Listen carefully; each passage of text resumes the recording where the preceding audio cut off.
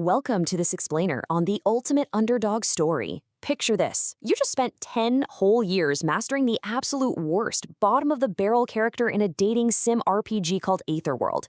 I mean, a character so insanely terrible. Basically, nobody gets past the tutorial. But you actually pull it off. You beat the impossible final boss. And just as you're about to sit back and bask in that glory, boom, you pass out. And you wake up freezing to death in the snow, literally trapped inside the game.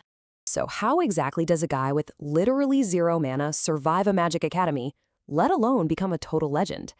To get it, we really need to rewind a bit and look at his crazy dedication before reality completely flipped on him. Our guy, Bach, wakes up in a world where casting magic is like breathing. Everybody does it. Nobles, knights, even the kids. But Bach? He's stuck in the body of a commoner who physically cannot cast a single spell, not even a tiny spark. Talk about a rude awakening, right? 1 second, he's safe behind his keyboard, riding the high of a 10-year gaming victory. The very next second, he is fighting for his actual life in the freezing cold. There's no waking up in a cozy tavern to start his quest. No, he spawns right into his character's brutal, deadly tutorial. He's got an elite squad of magic-wielding mercenaries hunting him down, and he has a fraction of a second to figure out how to turn his keyboard muscle memory into actual physical survival.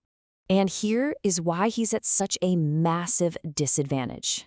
Bake is trapped in a trash-tier body suffering from a fatal curse called mana leakage syndrome. In a magical world, this is pretty much a death sentence. Think of his body like a bucket with a giant hole in the bottom. No matter how much mana you pour into it, it all just instantly leaks right out. So how does a guy with a broken bucket fight off a squad of armed elite mages? He's got to rely on the absolute bare minimum. Bake has to exploit his decade of gaming muscle memory to weaponize his character's super low-level support skills. It's crazy, but his lack of mana actually triggers these passive abilities. He can sense magic around him using his sixth sense, his perception slows way down thanks to cognitive acceleration, and he's got jump, which is just a really short-range teleportation skill.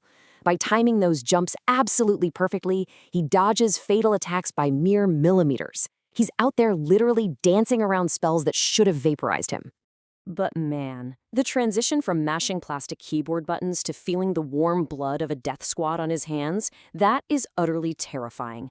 As he's standing over them, holding a simple dagger and shaking, the brutal reality finally hits him. There are no respawns here. One mistake means permanent death. If he wants to survive this crazy world, he has to adapt fast. And his first big move? Enrolling in the absolute epicenter of this world's power. 1,141.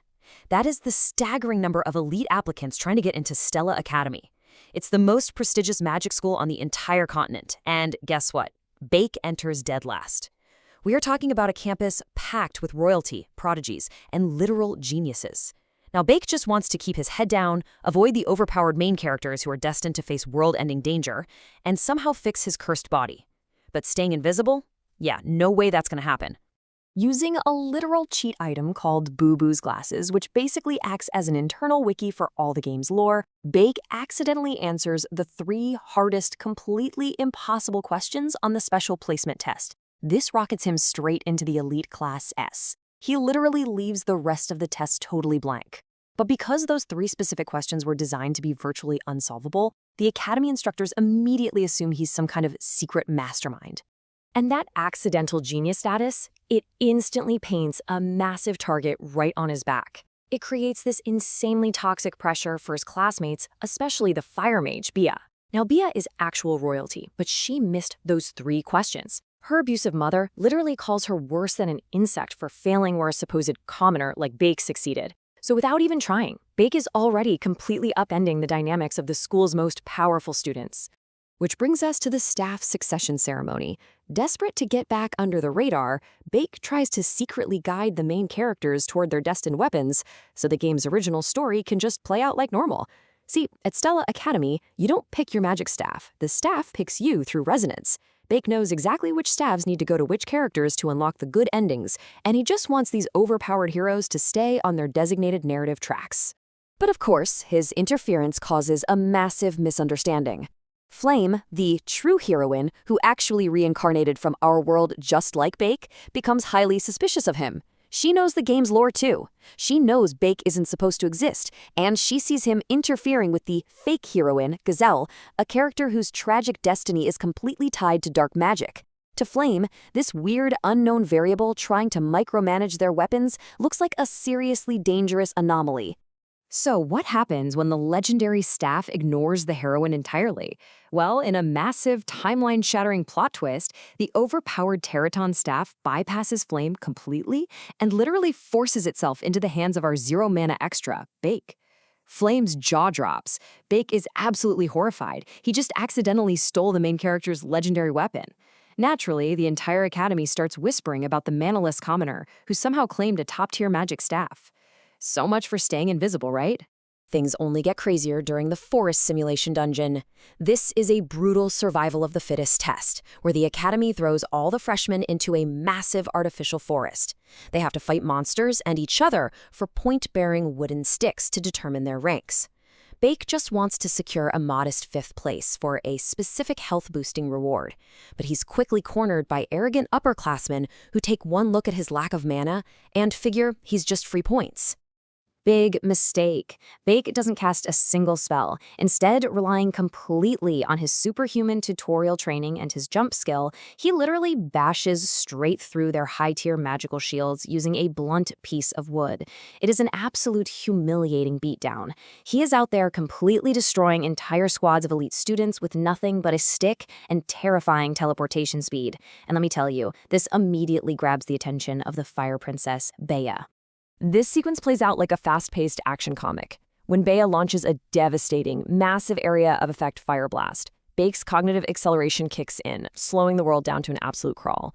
He reads the flow of her mana, teleports directly through the explosion, gets right in her face, and completely shatters her pride and her magical barrier with a wooden stick. He leaves the royal prodigy totally, utterly defeated. After witnessing him literally slice magic in half and take down royalty without using a single drop of mana, Flame and the academy instructors are just left completely stunned.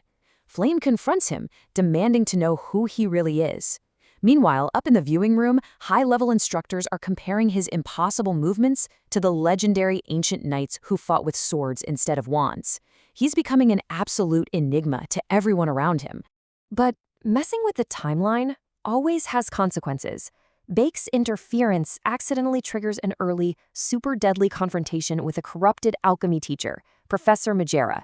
She transforms into this monstrous dark magic user way earlier than she's supposed to in the game. The S-class students are completely overwhelmed, and Bake realizes that if he doesn't step up right now, everyone he's actually started to care about is going to die. To save them, he uses a skill called Divine Breathing. Granted by a mysterious divinity, this skill connects the user to nature, instantly raising his physical stats to a 4-star level. It gives Bake the ultimate power spike to go toe-to-toe with a corrupted boss monster. But here's the catch. For someone whose body naturally repels mana, forcing nature's mana into his veins is literally tearing his physical essence apart. It causes fatal essence erosion. And this perfectly breaks down the brutal irony of his journey. Every single miraculous victory Bake pulls off is physically destroying him from the inside out. He manages to slay the corrupted teacher using a legendary item called the Branch of Resentment, saving the entire student body. But the cost? Immense. His body totally shuts down, throwing him into a coma for 3 entire days, while his physical form desperately tries to process all that overwhelming divine energy. When he finally wakes up in the hospital, things take a wild turn. He discovers his stats have absolutely exploded because he absorbed the blessing of the Spring March Moon from defeating the Dark Mage. While he was passed out, his body was undergoing this incredible transformation. The divine entity he connected with bestowed a permanent blessing on him, and checking his system window, Bake realizes he has fundamentally leveled up in a massive way. This blessing turns him into an absolute sensory powerhouse. We're talking senses raised by 12 points, mental powers spiked by 90 points, and unlocking psychometry and telepathy. He even gets this unique pink heart mental shield that makes him immune to mental breaks. But while Bake is sitting there marveling at his shiny new OP stats, the academy doctor reviewing his chart is absolutely horrified. He uncovers a terrifying secret hidden in Bake's medical files, realizing his underlying condition is way worse than anyone thought. 2. That is the exact number of years Bake has left to live before his mana leakage syndrome completely destroys his body. The doctor quietly vows to keep this a secret, honoring Baek's choice to spend his final days at the academy. But man, the reality is incredibly grim. Baek isn't just fighting monsters and dark mages anymore. He is fighting a rapidly ticking biological clock. Every single time he pushes his limits to survive, he's actively accelerating his own death.